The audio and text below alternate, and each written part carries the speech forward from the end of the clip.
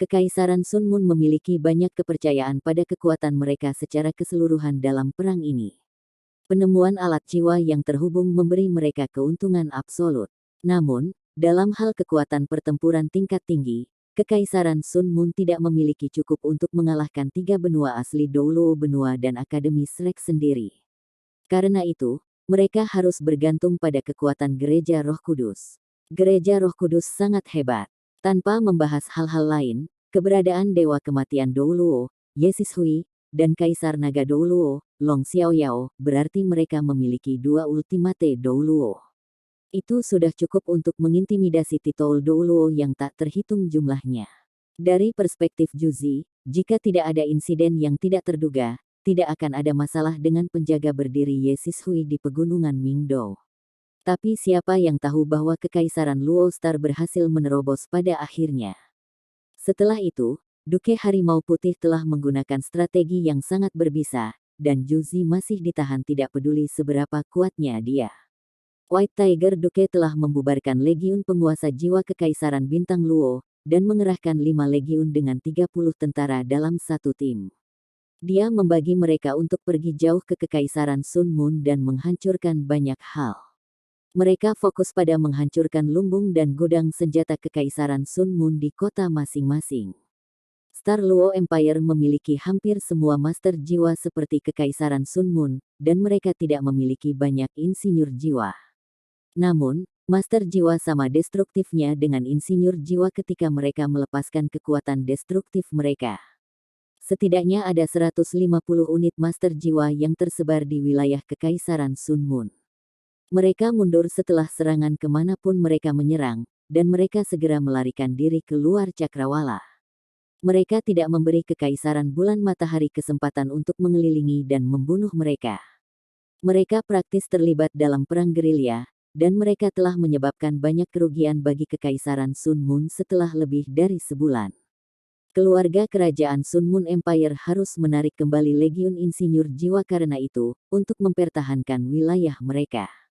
Mereka bahkan mengerahkan 2 Legiun Insinyur Jiwa kerajaan mereka, yang seperti kartu truf mereka, sehingga mereka dapat mengelilingi unit Star Luo Empire dan membangun garis pertahanan.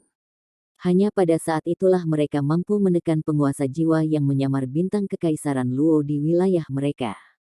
Tetapi mereka sedang dalam kebuntuan saat ini.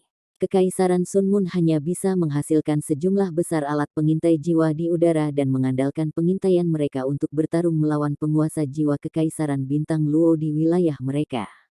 Namun, alat jiwa pengintai udara mahal untuk dibuat. Wilayah Kekaisaran Sun Mun membentang di atas tanah yang luas, sehingga mereka tidak mungkin menutupi setiap inci tanah. Kalau tidak, strategi White Tiger Duke tidak akan terlalu sulit untuk dihadapi. Tidak ada yang cocok untuk Dewa Kematian Douluo dalam pertempuran tatap muka, tetapi Dewa Kematian Douluo hanyalah manusia biasa, dan bukan benar-benar dewa. Dia tidak bisa meregangkan kekuatannya untuk menutupi area yang terlalu luas. Master jiwa yang menyamar di Kekaisaran Sun Mun menyibukkan mereka, sementara White Tiger Duke sendiri memimpin legiun master jiwanya yang tersisa untuk menciptakan struktur dan perimeter pertahanan di pegunungan Mingdou dengan Angkatan Darat Lapangan Bintang Luo Empire di Northwestern Field Army. Mereka mendapatkan kembali segala yang hilang dari mereka sebelumnya. Kekaisaran Sun Mun hanya bisa mempertahankan situasi mereka saat ini karena Kekaisaran Bintang Luo menahan mereka. Mereka tidak memiliki kekuatan yang cukup untuk melanjutkan invasi mereka, dan ini terutama benar karena Kekaisaran Sun Mun tidak berani menyerang ke arah Akademi Shrek. Bahkan Gereja Roh Kudus takut dengan Shrek Academy. 3 kerajaan asli benua Douluo tahu tentang pertempuran Shrek Academy melawan gelombang binatang Great Stardew Forest, dan Kekaisaran Sun Mun juga menerima informasi serupa. Su Tianran menjadi pucat karena ketakutan ketika dia mendengar bahwa Shrek Academy telah mendorong mundur pasukan besar bintang besar Dow Forest, dan ketika dia mendengar bahwa Dewa Naga Douluo, Muen, telah muncul kembali.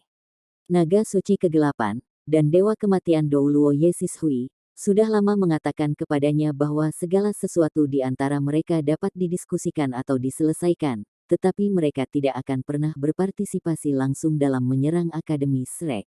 Su Tianran tidak memiliki kedua Ultimate Douluo dalam perangnya melawan Akademi Shrek. Sampai sekarang, dia tidak memiliki kepercayaan diri dalam pertempuran terbuka melawan Shrek. Chu Zi secara pribadi kembali ke Radiant City, dan mereka pergi melalui serangkaian konferensi militer setelah pembicaraan mendalam dengan Su Tianran. Mereka akhirnya memutuskan bahwa mereka harus menstabilkan situasi saat ini dan berkonsolidasi, dan bahwa mereka harus mengasimilasi sebanyak mungkin wilayah yang telah mereka taklukkan di Kekaisaran Jiwa Surgawi. Komandan yang dikagumi dan dihormati oleh Huo Yuhao sebenarnya adalah Ju Zi. Reputasinya di Kekaisaran Sun Mu tumbuh secara eksponensial sepanjang perang ini. Situasi Sun Moon Empire saat ini tidak sebagus pada awalnya, karena Dewa Kematian Douluo tidak mampu mempertahankan pegunungan Mingdou. Itu tidak ada hubungannya dengan strategi perang dan taktik Ju Zi. Kekaisaran Sun Moon telah menaklukkan 2/3 wilayah Heavenly Soul Empire dengan biaya dan kerugian minimal dengan mengikuti rencana perang Ju Zi. Dia telah mendapatkan banyak pujian atas kemenangan, ekspansi, dan wilayah menaklukkan Kekaisaran Sun Moon. Ini terutama benar karena dia berpura-pura menyerang Kekaisaran Luo Star pada awalnya, ketika target sebenarnya adalah Kekaisaran Jiwa Surgawi, dan dia memastikan bahwa intel dan pengawasan Kekaisaran Bintang Luo dikunci. Dia telah mencapai prestasi besar. Chu Zi telah dipuji sebagai jenius militer Kekaisaran Sun Moon setelah perang, seseorang yang hanya muncul sekali di bulan biru, dan bahkan lingkaran ratu tidak secerah milik komandannya sendiri. Chu Zi semakin memiliki otoritas dan pengaruh. Selain Legiun Kerajaan Sun Moon Empire, 4 Legiun Insinyur Jiwa peringkat binatang lainnya berada di bawah kendalinya. Dia adalah panglima pasukan besar yang menyerang timur. Su Tianran paling mempercayai Ju Zi, dan itulah alasan dia sangat yakin meskipun dia memegang semua otoritas itu. Dia tidak mengecewakannya. Setelah menaklukkan wilayah besar Kekaisaran Jiwa Surgawi, Su Tianran sangat mendukung menembus wilayah itu dengan alat jiwa dan teknologi. Su Tianran mengagumi dan menghormati Ju Zi, dan dia tahu bahwa dia tidak bisa menyusun strategi seperti itu sendiri. Dia memeluknya dengan sangat hormat. Kali ini, dia diam-diam memimpin pasukan 20.000 ke wilayah timur Laut Heavenly Soul Empire untuk menyelidiki beberapa sumber daya mineral di utara. Perang apa yang terjadi? Sumber daya dan uang. Kekaisaran Sun Moon telah mengumpulkan cadangan selama bertahun-tahun, dan cukup siap. Namun, Huo Yuhao telah mengguncang mereka pada intinya setelah ledakan besar yang dipicunya di dalam Radiant City.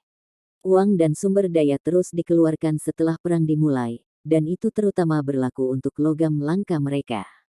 Mereka mulai menipis. Oleh karena itu, Kekaisaran Sun Moon telah berusaha untuk memperkuat pencarian mereka untuk tambang dan mineral baru-baru ini, terutama di dalam Kekaisaran Jiwa Surgawi. Mereka pasti akan menggali dan menambang apapun yang mereka temukan secepat mungkin. Chu Zi telah menerima laporan yang dapat diandalkan dari orang-orangnya di Kekaisaran Jiwa Surgawi yang mengatakan bahwa ada tambang besar di wilayah utara Kekaisaran Jiwa Surgawi, di daerah yang berbatasan dengan ekstrim North. Ada lebih dari 10 vena logam langka yang bisa mereka gali di sana. Dia telah mengirim seseorang untuk menyelidiki masalah ini sebelumnya, dan laporan itu dikonfirmasi. Tambang ini sangat dekat dengan perbatasan utara Kekaisaran Douling, diposisikan antara Kekaisaran Jiwa Surgawi dan Kekaisaran Douling. Sebelum Kekaisaran Sun Moon memulai perang ini, Kekaisaran Jiwa Surgawi dan Kekaisaran Douling baru saja menemukan keberadaan tambang ini. Mereka tidak punya waktu untuk menggali sebelum perang dimulai. Oleh karena itu, Kekaisaran Sun Moon kemungkinan akan berbenturan dengan Kekaisaran Douling jika mereka ingin menambang sumber daya ini.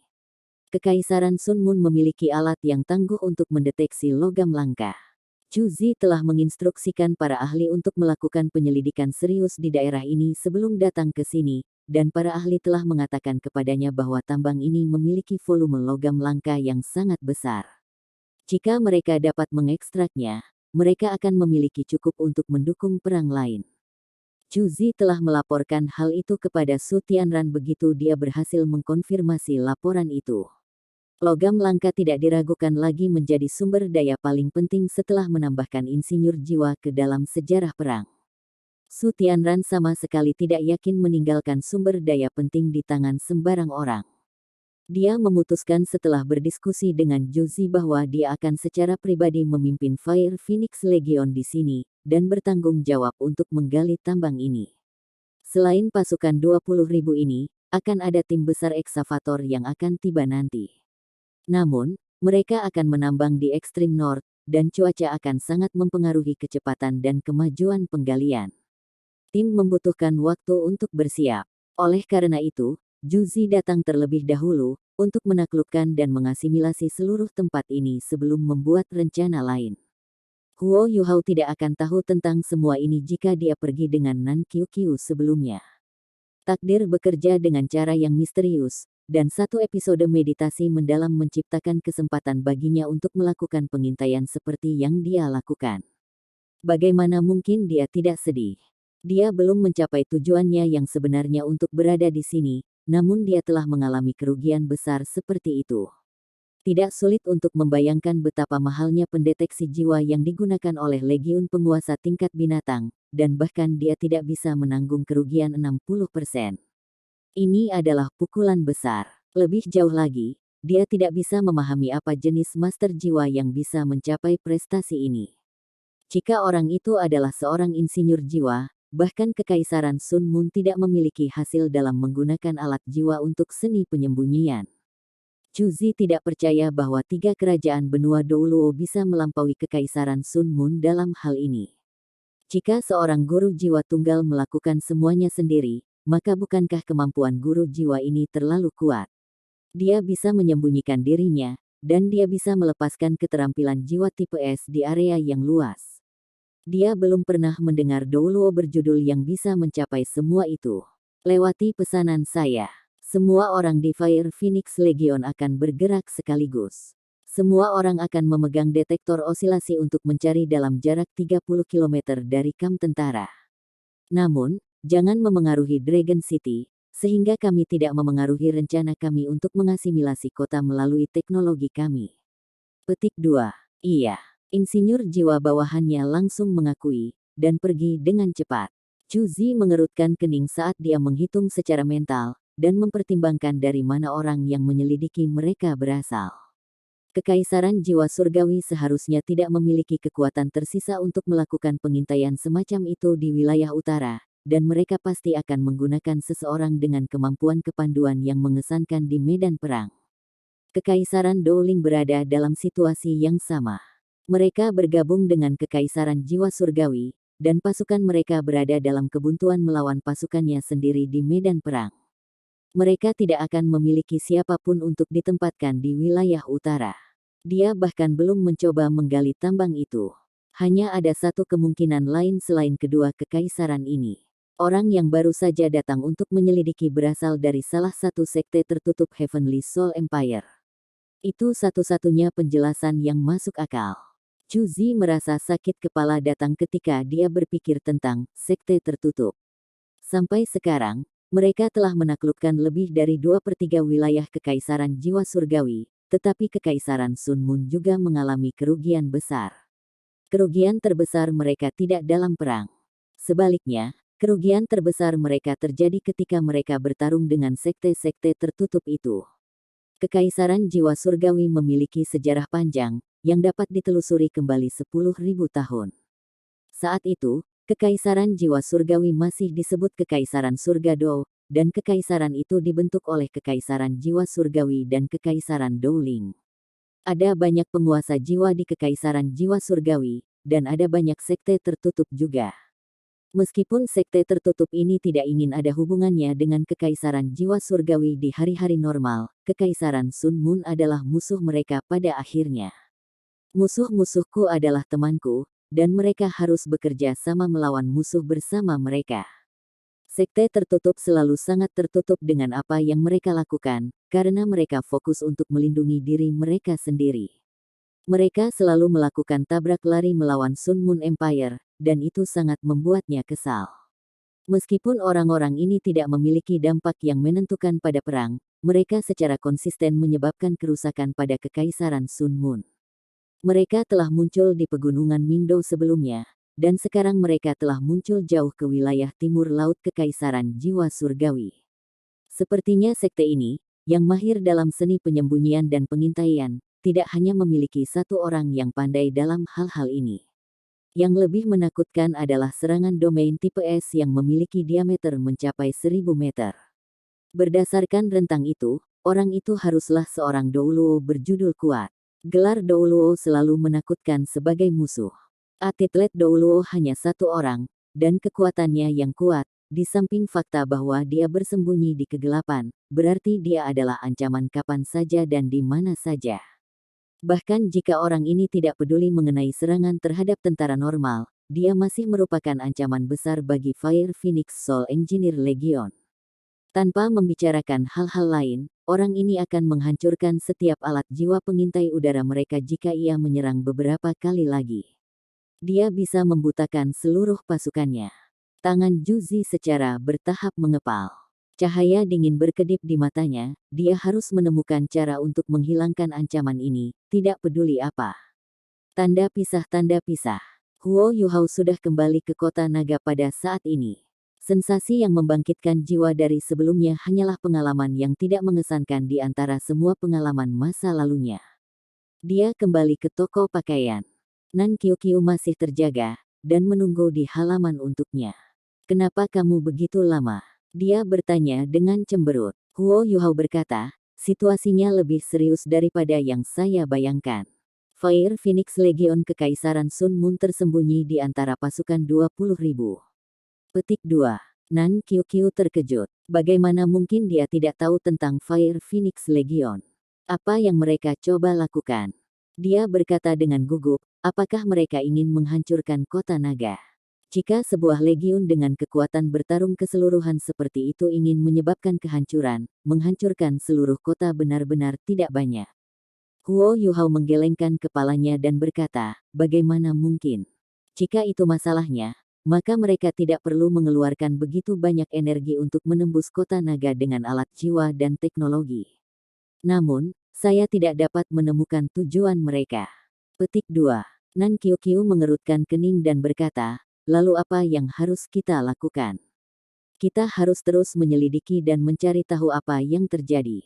Pasti ada sesuatu yang mereka inginkan, dengan pasukan insinyur jiwa yang kuat di sekitarnya. Petik 2. Huo Yuhao menatapnya dengan tatapan aneh di matanya.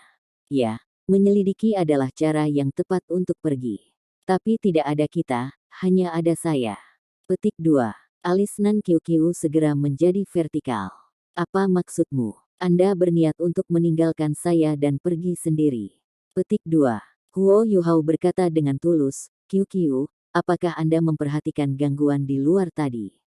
Nan Qiuqiu tertegun sejenak, dan berkata, saya tidak mendengar gangguan, tapi saya melihat kerlip samar di luar kota. Itu adalah kamu. Huo Yuhao mengangguk ketika dia menceritakan pengalamannya secara rinci. Aku berhasil melarikan diri, tetapi dengan rambut yang lebar, dengan kemampuanku sendiri. Jika kamu bersamaku, kami berdua tidak akan bisa melarikan diri. Huo Yuhao berkata dengan ekspresi sangat sedih di wajahnya. Nan Qiuqiu kasar dan sulit diatur, tapi dia jelas tidak masuk akal. Dia menatapnya dan berkata, kamu tidak bisa mengatakannya seperti itu. Apakah Anda mengatakan bahwa saya membebani? Petik 2. Huo Yuhao tidak mengatakan apa-apa, dan hanya menatapnya dengan tenang. Nan Qiuqiu sedikit malu dan kesal pada tatapannya. Dia mendengus marah dan berkata, baik, jadi saya beban. Aku tidak akan mengikutimu, kalau begitu. Tetapi karena mereka telah menemukan Anda, pertahanan mereka akan jauh lebih ketat. Bagaimana Anda mengetahui apa yang mereka inginkan? Petik 2. Huo Yuhao berkata, saya ingin mencari intel secara langsung, tetapi karena saya tidak bisa melakukan itu, maka saya hanya bisa mengikuti mereka. Karena mereka telah datang jauh-jauh ke daerah utara, tujuan mereka tidak bisa jauh. Saya pasti akan dapat mengetahui apa yang mereka inginkan selama saya mengikuti mereka. Jangan khawatir, saya akan lebih berhati-hati dengan pelajaran yang baru saja saya pelajari. Petik 2. Nan Qiuqiu merenung sejenak. Meskipun dia tidak yakin, dia tidak punya pilihan selain mengakui bahwa dia jauh lebih lemah daripada Huo Yuhao. Huo Yuhao akan terbebani jika dia harus membawa orang lain bersamanya. Baiklah. Anda pergi, lalu saya akan menunggu Anda di Dragon City, dan kami akan menuju ke tempat tujuan kami setelah Anda kembali. Tapi kamu harus hati-hati. Petik 2. Huo Yuhao tertawa dan berkata, Qiu adalah wanita yang masuk akal, memang. Jangan lakukan itu. Saya akan tidur. Cepat dan pergi jika Anda harus. Nan Qiu berbalik dan kembali ke kamarnya sendiri setelah itu. Huo Yuhao menghela nafas dalam pikirannya saat dia melihat profilnya yang elegan. Qiu adalah gadis yang baik, dan aku tidak bisa membiarkannya menjadi seperti Qiuer saat itu, tidak peduli apa. Hatinya mulai sakit ketika memikirkan Wang Qiuer. Donger seharusnya tetap hidup tidak peduli bagaimana situasinya, tetapi Qiuer sudah, perasaan ini telah menjadi penderitaan yang mendalam di dalam hatinya yang akan bertahan selamanya. Huo Yuhao menghela nafas ketika pikirannya berhenti di sana, dan kembali ke kamarnya sendiri. Setelah keramaian malam ini, Kekaisaran Sun Moon tidak akan bergerak sepanjang malam, jadi tidak akan terlambat baginya untuk mengikuti mereka di pagi hari. Tanda pisah tanda pisah tanda pisah. Huo Yuhao menyelinap keluar setelah selesai sarapan pada hari berikutnya. Nan Qiu tidak mengantarnya keluar, tetapi merajuk di kamarnya sendiri setelah dia pergi. Apakah saya tidak hanya sedikit lebih lemah dari Anda? Saya akan mengejar Anda. Nan Qiu memutuskan bahwa dia akan pergi ke budidaya tertutup selama hari-hari di mana Huo Yuhao tidak ada, dan mulai bekerja keras di dalam toko pakaian. Huo Yuhao meninggalkan kota melalui gerbang timur sama seperti hari sebelumnya. Dia kembali ke hutan tempat dia bersembunyi sebelumnya. Dia tidak terburu-buru keluar kali ini. Sebagai gantinya, ia mulai bermeditasi di tengah hutan ketika ia mengamati pergerakan pasukan Kekaisaran Bulan Matahari di kejauhan. Dia tidak bodoh. Dia telah memberikan pukulan berat kepada Fire Phoenix Soul Engineer Legion pada hari sebelumnya, jadi pertahanan di dalam kamp militer mereka harus sangat ketat. Dia akan pergi ke kematian tertentu jika dia mengambil risiko untuk menyelidiki saat ini. Karena itu yang terjadi, dia memilih untuk mengamati dari jauh, karena tujuannya tetap mengikuti mereka. Jangkauan maksimum deteksi spiritualnya berarti tidak ada yang bisa salah jika semua yang dia ingin lakukan adalah mengikuti pasukan. Hanya jika Kekaisaran Sun Moon dapat mengarahkan semua alat jiwa pengintai udara mereka ke lokasi sehingga mereka dapat melakukan pengawasan dekat dengan tanah di semua posisi yang memungkinkan mereka menemukan keberadaannya. Tidak ada banyak gangguan dalam pasukan besar Kekaisaran Sun Moon. Segalanya tampak sangat tenang dan damai satu hari kemudian, seolah-olah tidak ada yang terjadi semalam. Huo Yuhao sangat sabar. Dia tidak bingung sama sekali saat dia berkultivasi dengan tenang di dalam hutan. Dia hanya akan menunggu saja. Musuh-musuhnya tidak tergesa-gesa, jadi mengapa harus begitu? Dia hanya menggunakan kekuatan spiritualnya untuk mendeteksi dalam satu arah dari waktu ke waktu, dan akan menyapu kamp Kekaisaran Sun Moon untuk memastikan bahwa Fire Phoenix Legion masih ada sebelum dia terus berkultivasi. Dia telah mendapatkan beberapa inspirasi dari pertempuran tadi malam. Selain itu, dia memfokuskan energinya untuk mempelajari Ultimate Ace selama beberapa minggu terakhir. Ini adalah sesuatu yang membutuhkan banyak waktu baginya untuk dipahami secara perlahan. Pada saat yang sama, ia membutuhkan waktu untuk menyerap esensi es misterius berjenis dalam tubuhnya. Berkultivasi di mana saja tidak ada bedanya baginya. Adapun terkena di luar ruangan, itu adalah sepotong kue. Tanda hubung. 3 hari berlalu seperti itu dalam sekejap mata. Kekaisaran Sun Moon akhirnya tidak tahan lagi dengan kesepian, dan mereka bersiap untuk pergi. Huo Yuhao harus mengakui bahwa pasukan ini sangat luar biasa. Mereka tidak menciptakan banyak gangguan saat mereka pindah, dan formasi mereka sangat rapi dan ketat. Tentara di pinggiran mulai bergerak lebih dulu, dan mereka menurunkan tenda mereka, sementara para prajurit yang bertanggung jawab atas rintangan datang mengambil semuanya dan mengemasnya. Para prajurit membentuk barisan yang rapi saat mereka bergerak ke utara. Huo Yuhao dengan cepat menemukan tim Fire Phoenix Legion. Anggota legion itu berjalan di tanah, dan formasi mereka sangat rapi. Mereka tidak bertindak tinggi dan perkasa hanya karena mereka adalah insinyur jiwa. Mereka tidak bisa menahan lagi. Senyum tipis muncul di sudut mulut Huo Yuhao saat dia berdiri. Dia sama sekali tidak khawatir. Dia tidak bisa mengikuti terlalu dekat, karena dia akan mudah ditemukan jika dia terlalu dekat.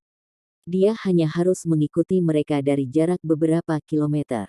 Dengan tiruannya, alat-alat jiwa pengintai udara di langit tidak mungkin menemukan keberadaannya selama dia menjaga jarak yang cukup. Huo Yuhao mengikuti jauh di belakang begitu tentara benar-benar mencabut dan pindah. Dia tidak mengikuti di belakang mereka lama, melanjutkan sayap mereka saat dia perlahan-lahan bergeser ke depan. Dia tahu bahwa baginya untuk menyelesaikan misi pengintaiannya, atau bahkan untuk menghancurkan misi Kekaisaran Sun Moon, dia harus membiarkan musuh-musuhnya menurunkan pertahanan mereka terlebih dahulu. Karena itu, dia tidak bisa membiarkan musuh menemukan kehadirannya, apapun yang terjadi. Musuh-musuhnya akan percaya bahwa dia sudah pergi, diberikan waktu yang cukup, dan bahwa dia belum pernah kembali setelah melarikan diri tempo hari. Adapun untuk bergerak, dia tidak akan melakukan apapun kecuali sebagai pilihan terakhir. Huo Yuhao mengikuti dari kejauhan begitu saja. Tentara Kekaisaran Sun Moon terus mendorong ke depan saat mereka langsung ke utara. Tentara bergerak sangat cepat. Mereka hampir selalu berlari, mereka akan jogging selama 1 jam sebelum berjalan sedikit, dan kemudian jogging lagi. Tentara ini bergerak dengan kecepatan spektakuler, kualitas mereka secara keseluruhan jelas. Tentara melakukan perjalanan 100 km ke utara dalam 1 hari. Udara mulai menjadi semakin dingin. Mereka berhenti untuk mendirikan kemah dan memasak makanan. Huo Yuhao bersembunyi di balik bukit kecil. Cuacanya dingin, tetapi itu sama sekali tidak memengaruhi dia. Namun, dia tidak bisa membantu tetapi menelan ketika dia menatap asap yang berputar dari kam tentara di kejauhan. Meminum sup panas di tanah bersalju seperti itu akan sangat mewah. Saya hanya melakukan kerja keras sekarang. Dia tidak bisa menahan tawa pahit saat pikirannya berhenti di sana.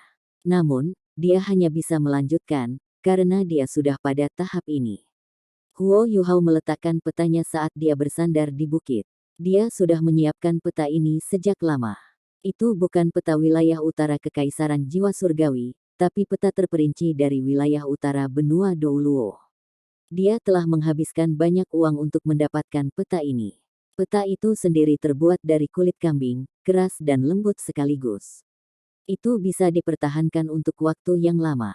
Huo Yuhao mengamati peta untuk sementara waktu ketika dia menemukan bahwa pasukan Kekaisaran Sun Moon masih menuju timur laut.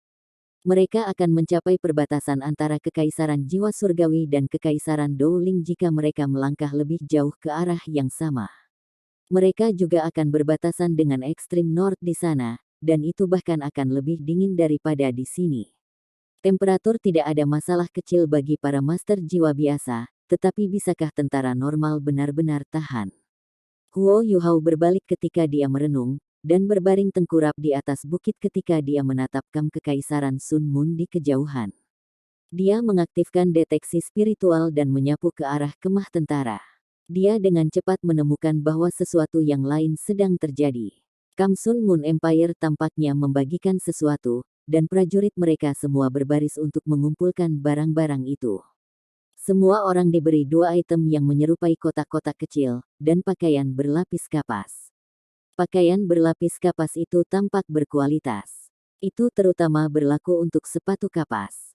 Mereka tebal dan kokoh, dan Huo Yuhao bisa mengatakan bahwa mereka akan sangat pandai mempertahankan kehangatan. Sepertinya Kekaisaran Sun Moon telah lama dipersiapkan. Para prajurit ini mungkin layak dalam melawan hawa dingin, sehingga Kekaisaran Sun Moon tidak mungkin mengerahkan tentara dari wilayah utara mereka sendiri. Karena itu masalahnya, dan selain pakaian katun yang telah mereka siapkan, mereka benar-benar akan mampu menahan dingin yang parah untuk waktu yang singkat. Huo Yuhao melewati malam di tengah angin dingin. Dia mengerti selama apa kotak-kotak yang diberikan kepada para prajurit lakukan keesokan paginya. Setiap kotak seukuran telapak tangan, dan para prajurit meletakkannya di pakaian mereka. Kotak-kotak ini sangat erat menempel pada kemeja batin mereka dan diikat di pinggang mereka. Ketika mereka mulai bergerak, Huo Yuhao segera menyadari bahwa kotak-kotak itu memancarkan panas yang lembut. Panas mengguyur seluruh tubuh prajurit dan membantu mereka melawan dingin luar. Itu bekerja. kotak-kotak kecil itu juga harus menjadi alat jiwa. Jika itu masalahnya, kotak itu pasti membutuhkan botol susu bersegel di dalamnya. Mempertahankan panas tidak membutuhkan terlalu banyak kekuatan jiwa, tetapi Huo Yuhao dapat mengetahui dari ukuran kotak bahwa itu hanya dapat dipertahankan selama beberapa hari sebelum harus diisi. Huo Yuhao berpikir hati-hati sejenak, dan tidak bisa tidak mengakui kecerdikan musuh-musuhnya. Pasukan Kekaisaran Sun Moon mengikuti pasukan insinyur jiwa yang tangguh, dan Fire Phoenix Legion memiliki setidaknya 300 insinyur jiwa. Mengisi botol susu kecil itu tidak membutuhkan terlalu banyak kekuatan jiwa mereka. Ketika tentara sedang beristirahat di malam hari, setiap guru jiwa akan bertanggung jawab atas botol susu yang disegel oleh beberapa tentara. Tentu, mereka akan dapat mengisi semua botol susu dengan cara itu. Huo Yuhao tidak menyangka Kekaisaran Sun Moon telah mengembangkan alat jiwa untuk digunakan oleh rakyat jelata. Jika, suatu hari, mereka dapat menemukan sesuatu untuk menggantikan botol susu, Kekaisaran Sun Moon dapat benar-benar menaklukkan seluruh benua. Itu akan menjadi waktu ketika tentara normal bisa menjadi insinyur jiwa, dan mereka akan memiliki kekuatan menyerang seorang insinyur jiwa. Huo Yuhao memikirkannya. Betapa menakutkannya jika 100.000 insinyur jiwa muncul di medan perang. Huo Yuhao menghela nafas dalam. Dia menggelengkan kepalanya saat menerima kenyataan ini dengan putus asa. Sepertinya 3 kerajaan asli benua Douluo harus mencapai prestasi besar sesegera mungkin jika mereka ingin bertarung melawan Kekaisaran Sun Moon. Kalau tidak, dalam 100 tahun, bahkan jika Kekaisaran Sun Moon tidak meluncurkan invasi, keunggulan teknologi mereka akan menjadi semakin jelas. Benua Douluo akan menjadi milik mereka seperti makanan di piring makan siang. Tanda pisah, tanda pisah, tanda pisah. Huo Yuhao meratapi di dalam, tetapi dia harus terus mengikuti mereka. Dia masih mengikuti jauh di belakang mereka di sisi mereka, dan dia membuntuti pasukan menuju wilayah timur laut Heavenly Soul Empire. Tentara besar Kekaisaran Sun Moon melambat saat cuaca menjadi lebih dingin. Tempat yang diperkirakan oleh Huo Yuhao akan mereka capai dalam sehari membutuhkan waktu 2 hari. Semuanya putih dan bersalju di sekitarnya, dan angin dingin melolong di udara ketika mereka memotong seperti pisau. Tidak ada banyak kelembaban di udara di tempat bersalju seperti ini, karena sedikit air akan segera beku. Suhu di sini setidaknya 30 derajat di bawah nol, dan orang normal akan merasa sangat sulit untuk bertahan hidup di lingkungan seperti itu. Itu hampir malam sebelum Kekaisaran Sun Moon mendirikan kemah sekali lagi. Kamp mereka jauh lebih kompak dari sebelumnya. Selanjutnya, Huo Yuhao menyadari betapa terkejutnya bahwa tata letaknya juga berbeda. Fire Phoenix Legion, yang awalnya berada di bagian terdalam, dipindahkan ke pinggiran. Mereka membentuk lengkungan saat mereka berhadapan langsung dengan angin barat laut, seolah-olah mereka adalah serigala alfa yang menjaga teman-teman mereka dari hawa yang paling pahit. Tenda komandan tampaknya tepat di depan, dan itu tidak bergerak sama sekali bahkan ketika angin dingin bertiup ke arahnya. Tenda-tenda lainnya diatur dengan rapi dan rapi di barisan di belakangnya. Ini adalah tata letak yang bisa mempertahankan panas sebanyak mungkin. Asap spiral telah menghilang sekarang, dan dia bisa melihat udara panas naik dari beberapa tenda besar. Tidak ada keraguan bahwa juru masak tentara terletak di pusat, dan bukan di luar. Kalau tidak, menyalakan api akan sangat sulit di tempat seperti ini, di mana air berubah menjadi es. Huo Yuhao menghela nafas samar di hatinya. Saya kedinginan selama sehari, dan saya juga harus minum seteguk sup panas itu. Meskipun saya tidak takut pada dingin, saya telah terpapar cuaca di tempat bersalju ini selama berhari-hari. Hari-hari ini benar-benar tidak nyaman sama sekali. Namun, Huo Yuhao dapat mengatakan bahwa pasukan Kekaisaran Sun Moon tidak jauh dari tujuan mereka. Mereka selalu bepergian ke arah barat laut, dan sekarang, mereka berada di dekat perbatasan ekstrim North. Mereka akan memasuki ekstrim North jika mereka terus maju. Huo Yuhao telah berada di ekstrim North sebelumnya, dan sangat jelas tentang kondisi yang mengerikan di sana. Orang normal pasti tidak akan bertahan di tempat seperti itu, dan itu adalah kasus bahkan dengan pakaian berlapis kapas dan alat jiwa yang memberikan panas. Bahkan para master jiwa tidak bisa masuk jauh ke dalam jika mereka tidak memenuhi standar tertentu. Selain itu, ada banyak binatang berjiwa es yang tinggal di ekstrim North. Mereka meminjam kekuatan dari lingkungan mereka, dan jauh lebih kuat daripada binatang buas khas.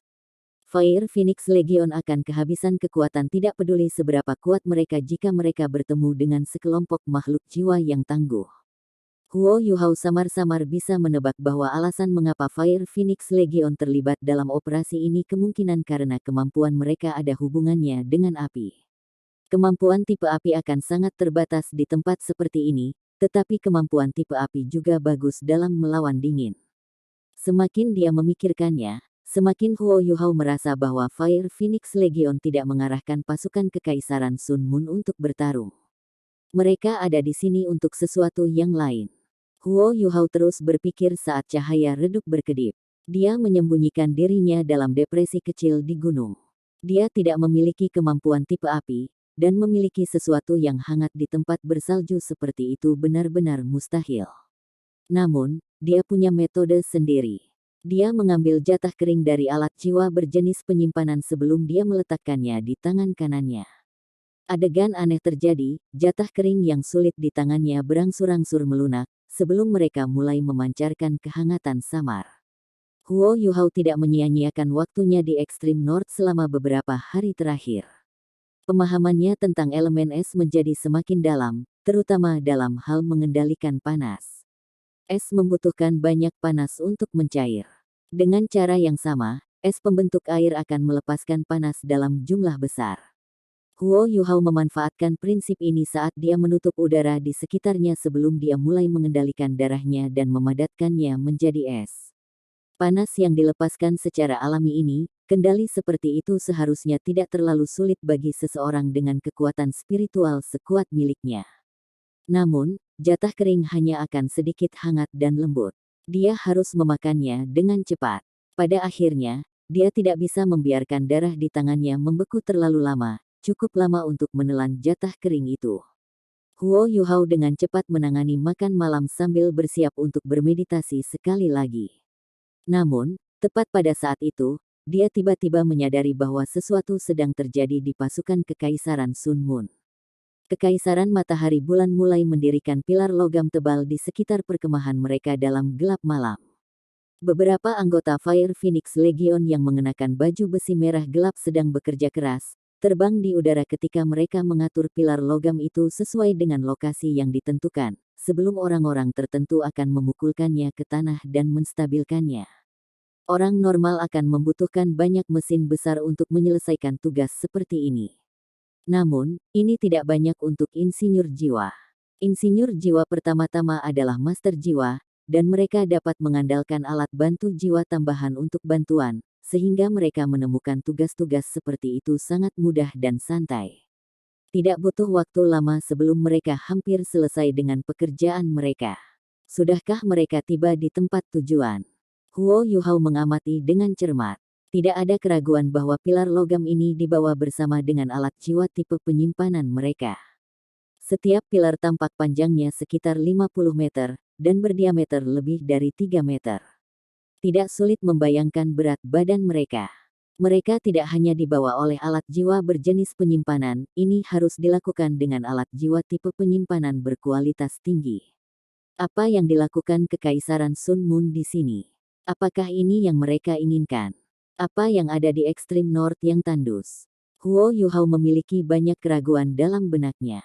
Namun, dia hanya bisa terus mengamati.